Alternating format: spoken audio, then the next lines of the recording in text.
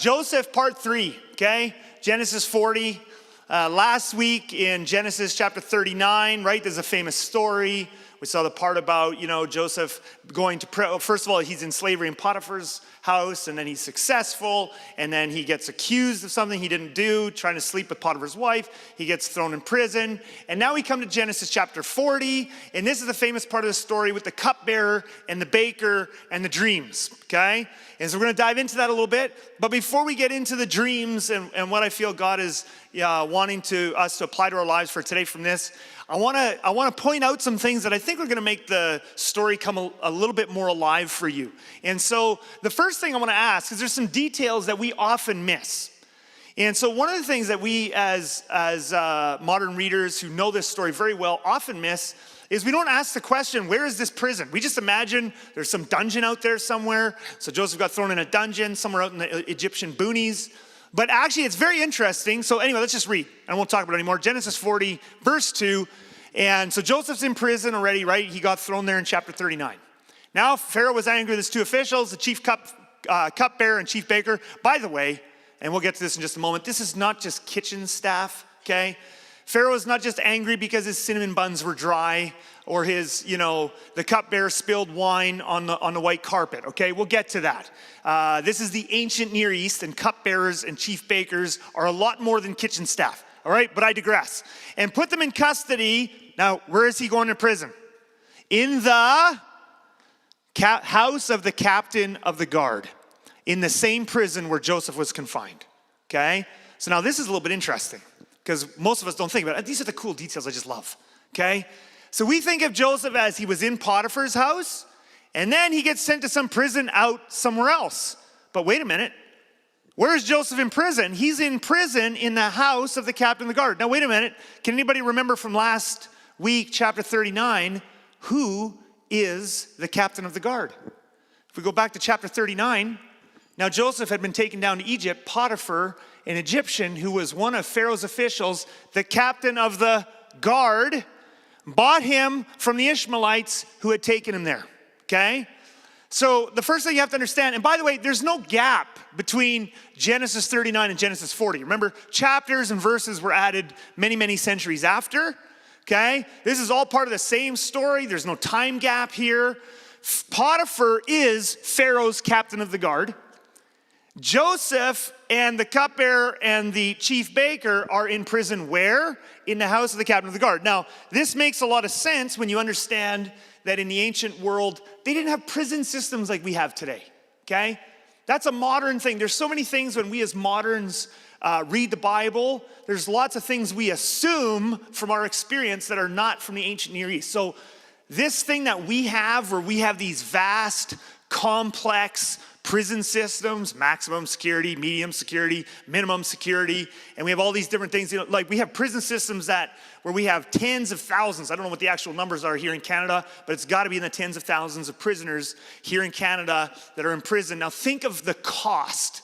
I mean, in the United States, it's in the millions of prisoners. Think of the costs to have mass incarceration like that. You got to house all these tens of thousands or millions of prisoners. You have to build all the buildings. You have to pay all the guards. You have to feed them. Guess what? Even in a superpower like ancient Egypt, they didn't have that kind of excess wealth to put lots of people in prison, okay? In ancient times, they used cheaper forms of punishment, okay? If you did something really bad, they killed you. If you did something less bad, they cut off a body part, maybe a hand, I think that's what, or finger maybe. Maybe they'd whip you and let you go, but they didn't keep feeding you, okay? So, by the way, and this is where we have to even think about it in the Joseph story, there is no way a powerful Egyptian official, you have a Hebrew slave, your wife says that Hebrew slave tried to do something bad to you, there is no way, you already paid for that slave. You're not going to pay to keep that slave alive and not get more work out of him, okay? If that slave did something really bad, you're gonna just kill him. If you just don't wanna get rid of him, then you're gonna torture him and put him back to work. You're not putting people in prison. That's not an ancient way of thinking, okay? So this is probably, and this is why many commentators even mention, there's a good chance the fact that Joseph goes to prison, the only kind of people in the ancient world who went to prison in this time period, like in a place like Egypt, the only people who went to prison were people who were like political prisoners. Slaves didn't go to prison. Low end, just regular people didn't go to prison. Okay? Political prisons, political officials, political prisoners sometimes went to jail. So why is Joseph, a simple Hebrew slave, why is he going to prison? Okay? At Potiphar's house, okay, who's the captain of the guard. And the answer to that question is probably, and this is what many commentators think, probably Potiphar didn't really believe his wife in the first place. Now, like any wise husband, he wasn't going to outright disbelieve her. That was going to cause more problems than it was worth, okay? And probably there's political things, her as a native-born Egyptian, as a higher-up class of person than a Hebrew slave, you probably can't just let Joseph off the hook. But Potiphar probably does not totally believe or at all believe his wife's accusation. Nonetheless, whatever the case, okay, prison, so I don't want you to get from this that, ultimately he's at the house of the captain of the guard, so he's somewhere under Potiphar's ultimate supervision. I mean, there's probably other people in between there. It's probably not Potiphar actually in the prison, in the barracks there, but he's under Potiphar's supervision at Potiphar's house. It's still not a nice place. It's still prison, okay? It's a terrible place, and we'll see that later. Joseph wants to get out. But we remember that even in prison, just as we looked at last week, Joseph, this is so important to remember, Joseph is still faithful in prison, right? So the warden put Joseph in charge of all those held in prison, which is incredible, and he was made responsible for all that was done there, which, by the way, totally makes sense when you realize he already has this track record with Potiphar. He's already proven himself to have integrity, to be trustworthy. Of course, he's under Potiphar's supervision. Potiphar's like, you can trust this guy. Let's actually get something out of him still, okay? So the warden paid no attention to anything under Joseph's care. Okay? Because the Lord was with Joseph and gave him success in whatever he did. Anyway, now let's go back to Genesis 40. And now we meet these officials. So Pharaoh was angry with his two officials. Okay? The chief cupbearer and the chief baker, and put them in custody in the house of the captain of the guard in the same prison where Joseph was confined. Okay, so now let's talk about this cupbearer and baker thing. Okay? We hear this, again, as modern Western thinkers. We hear cupbearer, baker, we think kitchen staff. By the way, I have nothing against kitchen staff. To me, kitchen staff is up here. Whoever's making the good food, that's not the low, that's the high. But generally in the West, we think of kitchen staff as lower level. Probably when we read our Bibles, we would think these are like the servant people. Not in the ancient Near East.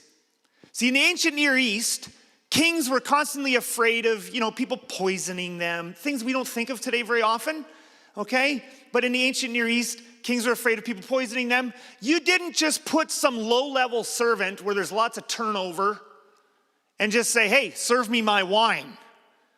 The only people you were drinking from, that was bringing your cup to you are the people you trust the most. These are not low-level servants. In fact, in the ancient Near East, cupbearers, chief bakers, things like this, these were actually titles for some of your best leaders, your most trustworthy people in your government, in your top officials are this. In fact, let me show you another example in the Bible, okay? Any of you remember Nehemiah? Quick show of hands. None of you, okay? We are gonna do a tour through the entire Bible at the end of this sermon, okay? Nehemiah is a book in the Old Testament. So he should be somewhat famous to you if you've been a Christian for longer than 6 or 7 months. But anyway, here it is. Nehemiah 1 verse 11, his official title, I was cupbearer to the king. Okay, he's kitchen staff. Oh wait, chapter 5, moreover from the 20th year of King Artaxerxes when I, Nehemiah, was appointed to be their governor in all the land of Judah. Okay, these are very capable. Cupbearer is not just some random kitchen staff. These are top officials, the most trusted people in the king's government, okay? And so Joseph is now in prison, not just with some kitchen staff who ticked off Pharaoh because they made some little minor mistake. He's in prison with some of Pharaoh's most trusted, most powerful government officials. So now we start to get to the dreams, okay? After they had been in custody for some time, each of the two men, the cupbearer and the baker, had a dream the same night, and each dream had a meaning of its own. Now, quick pause here. One of the patterns in the Joseph story is that important dreams come in twos.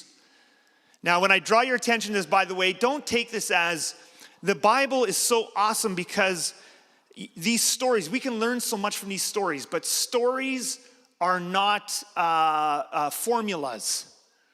Okay, so what you don't take from this is that anytime you have two dreams, that now this is a dream from God. Like I have dreamed at least twice that I have preached in this church in nothing but my underwear, okay?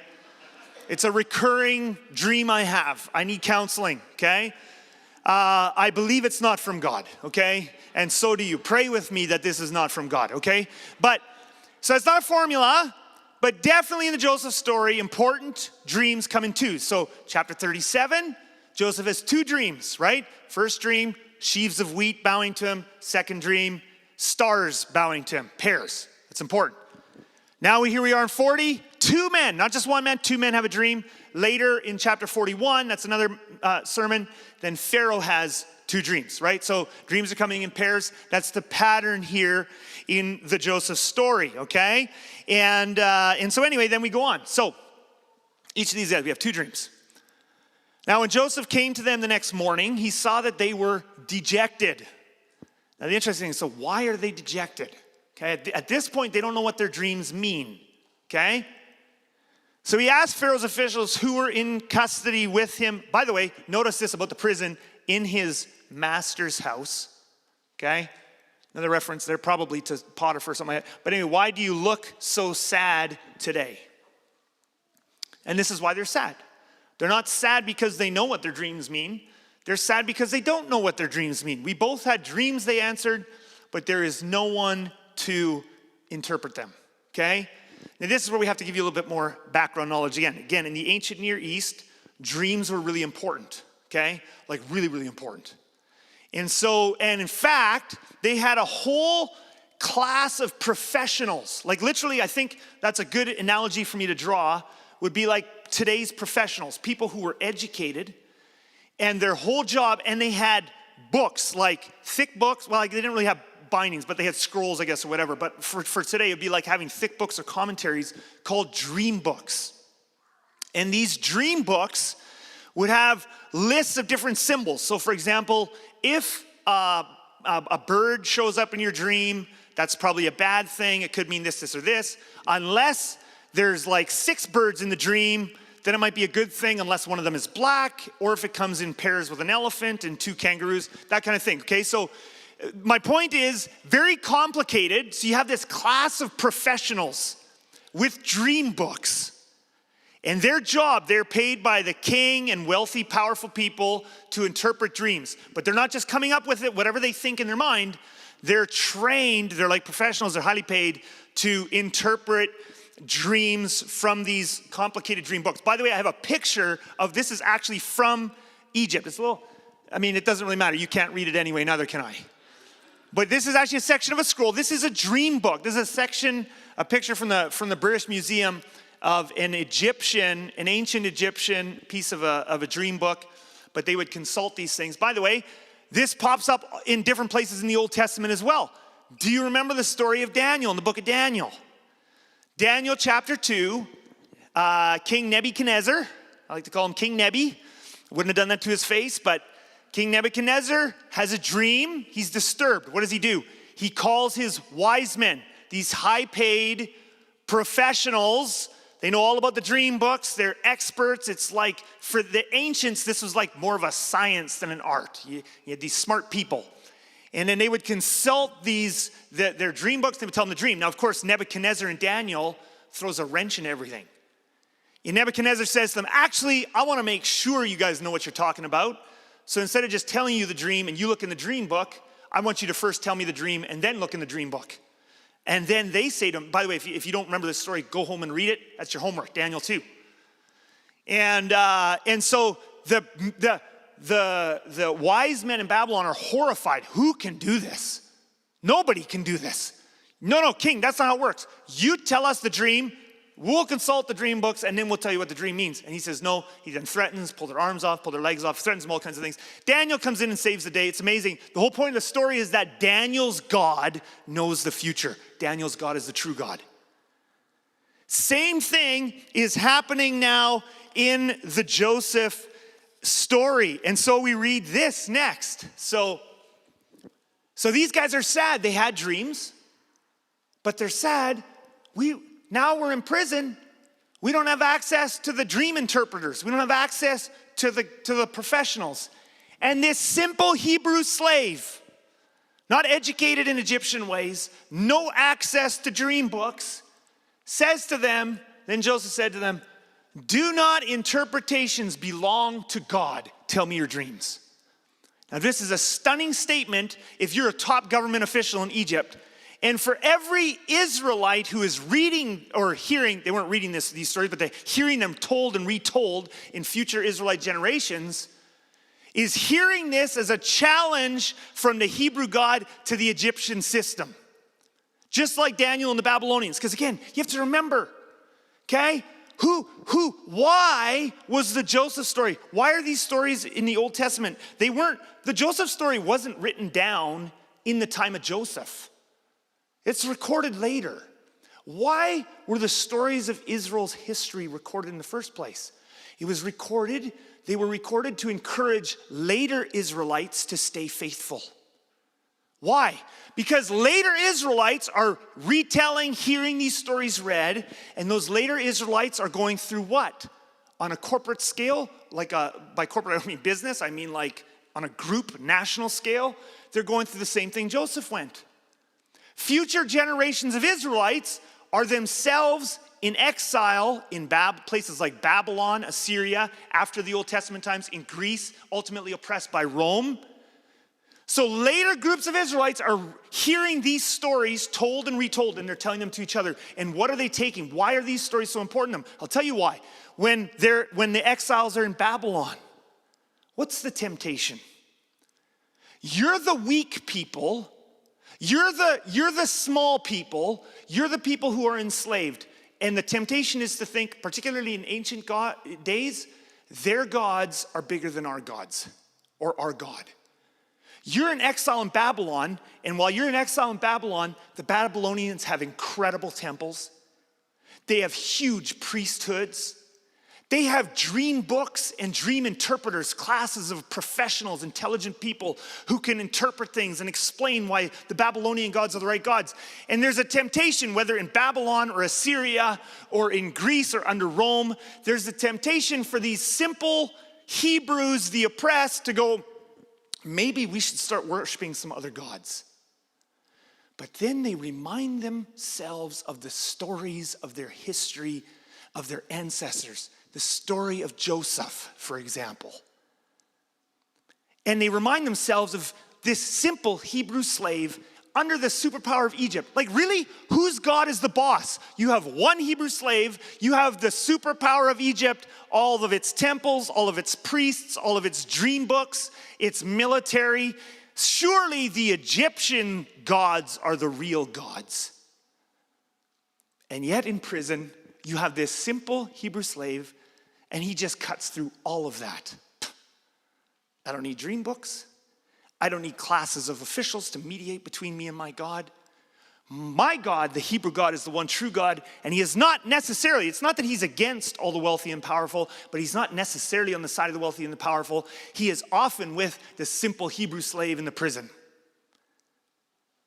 And so he says, do not interpretations belong to God. Now, of course, in both the Joseph story and the Daniel story, the interpretation has to be right. That's what proves that the Hebrews' God is the one true God.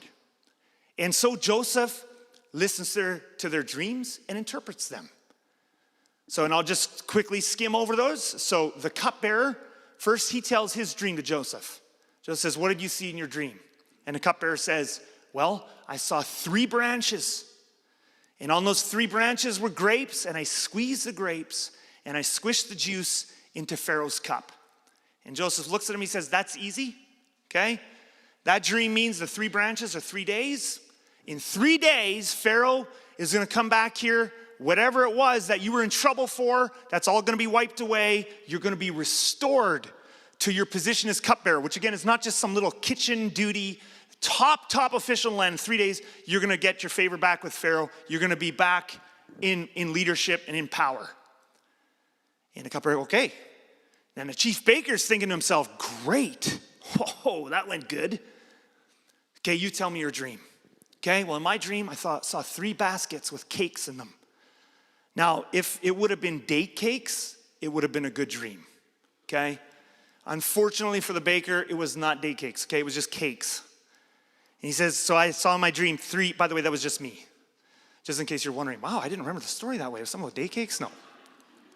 That was me just being hungry for date cake. But anyway, so the baker, I had 3 baskets, cakes in them, and then birds came down and ate the cakes. And Joseph was like, ooh. Well, the 3 baskets are 3 days, and the birds eating the cakes out of your means Pharaoh's gonna kill you. He's not only gonna kill you, he's gonna hang your body out, which in the ancient Near East was really bad. You didn't want your dead body hung up, had to do with the afterlife and all kinds of crazy things. He's gonna hang your body out, basically a very shameful thing, really bad. So he gives the interpretations, and of course, so where's the proof that Joseph's God is the true God, not the Egyptian gods? Well, both interpretations turn out to be completely accurate. And so Joseph's God is the one true God. Now, in all of that, and this is where we get a little bit practical for our own personal lives here. Joseph asks the cupbearer, he doesn't ask the baker for a favor, right? The baker's gonna die, and he's in disfavor with Pharaoh. It's more like, you keep my name out of your mouth. Okay, I'm not your friend. Oh, you don't mention me to Pharaoh, okay? But the cupbearer, simple favor, but when all goes well with you, Joseph says, here's this Hebrew slave. He never should have been a slave. He should never have been thrown in prison. But when all goes well with you, remember me and show me kindness. Just mention me to Pharaoh. Remember, this is a top official in Pharaoh's inner circle. It's not that hard. Just mention me to Pharaoh. And that's going to do good for me. Mention me to Pharaoh and get me out of this prison. And of course, as we all know, this chief cupbearer, what a dud, right? However, did not remember, think you were just in prison, you could have been killed. And this Hebrew slave helped you, and you're just la-da-da, woohoo, I'm out. He forgot him. He forgot him. Now this brings up an important theme from the Joseph story that we need to really now just sit on to finish this message. And I want to bring up that theme by asking a couple questions. The first question is this, okay? It's a real question, so I want you to try and answer. Just, you can say something if you want, okay? When Potiphar's wife asked Joseph to sleep with her and he said no, was that the right decision, yes or no? Yes, that was the right decision, okay? Some of you guys looked unsure. You might want to write that down. No was the right answer, okay? He did the right thing by saying no. Now here's my second question, okay? Did he get rewarded for doing the right thing? No. He did the right thing. He got in trouble for doing the right thing. Okay, now let's go to chapter 40 here. When Joseph reaches out, so here he finds this cupbearer and a baker, and they're dejected in prison, and he reaches out to them. He cares about them. He could have just left them to be dejected. He sees them dejected, and he says, you know, why are you dejected? Oh, I had this dream. And then he interprets the dream for him. Was that a good thing to do for the cupbearer? Yes or no? Yes, it's a good thing. Did he get rewarded for doing that good thing? No. He didn't get. Eventually. Someone said eventually. So you're ahead. That's good. Here's the thing. Lessons from the Joseph story. You don't always get rewarded for doing the right thing. Lesson 2. You don't always get appreciated or noticed for doing good to or for people. Have you ever noticed that? On Mother's Day, isn't that pertinent, moms? Do your kids thank you? Like, how many things do you do to keep those little rats alive? And do they thank you? No. They complain. You didn't get my sandwich right. Why did you wash that?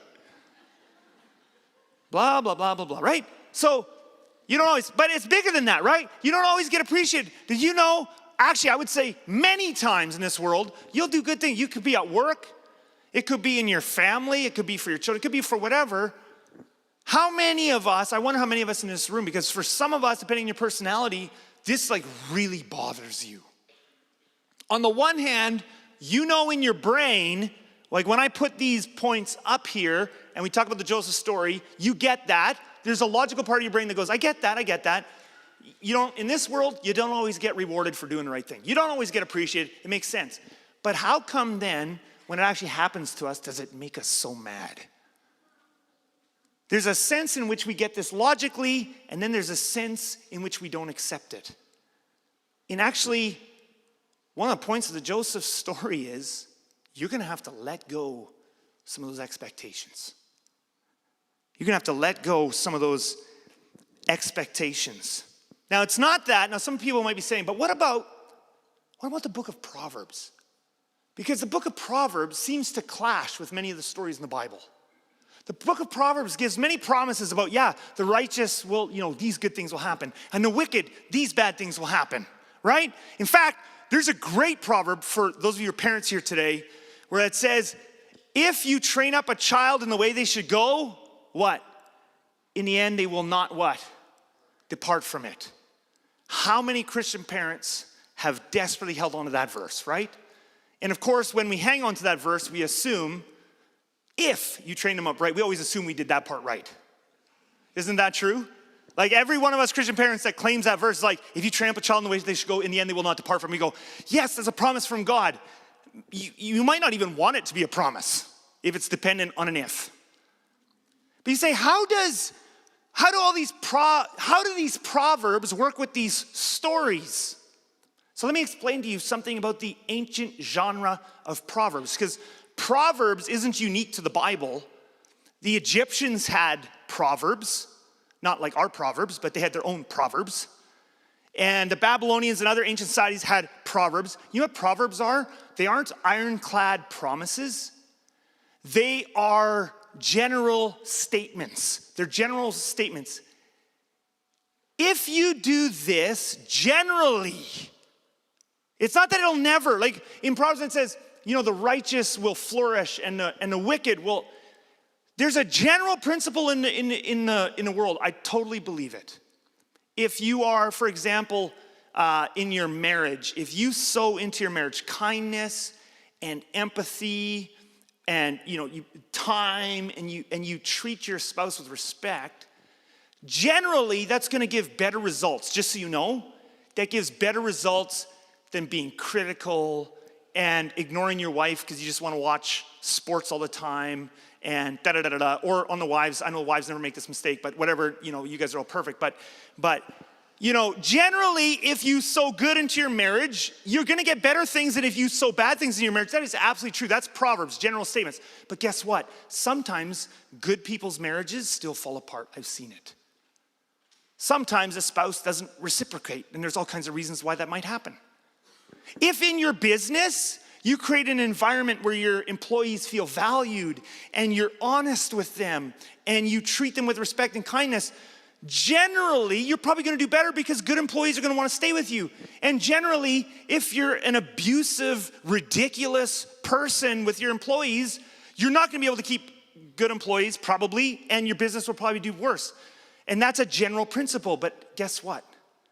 Sometimes stupid, mean, ignorant bosses and business people get very rich, and very good, wonderful, nice bosses get very poor.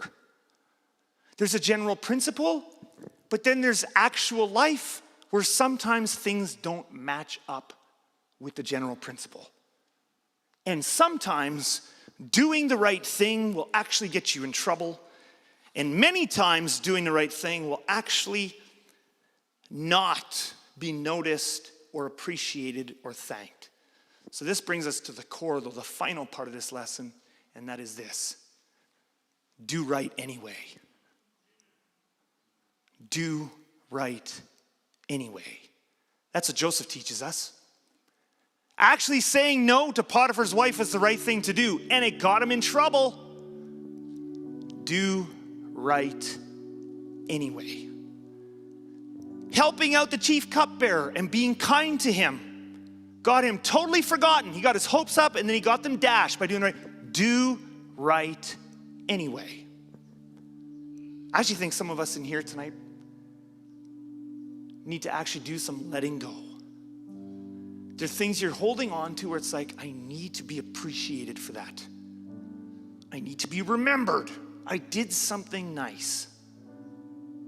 And actually, you just need to let it go. And I actually think there's actually a deeper place for us to go, and it'll take a long time, and it won't happen overnight, and Jesus has to really help us. But here's the thing. What if we learned this secret? You know, Paul said, I've learned the secret of being content in any and every circumstance. Here's one of the secrets. What if we learned to find our reward in the act of doing good itself? What if we learn to take pleasure in the act of kindness itself rather than only when someone notices us for being kind? What if we learn to take pleasure in doing a really good job and doing our best and making stuff at work successful even if our boss doesn't notice us? That's a Joseph story. You don't always get rewarded for doing the right thing. Do right anyway. Why don't you bow your heads with me and close your eyes? And maybe there's something going on in your life right now. And God's speaking to you and he's saying, do right anyway. There's a temptation in your life right now. Oh, I could cut some corners here. If I do the right thing, I could lose some business. I could lose some friends. God is saying to us through Joseph, do right anyway. Or maybe God's saying to you, you've been holding on to something. You just have not been appreciated for the things you've done and the person you are. And you need to actually let that go to God.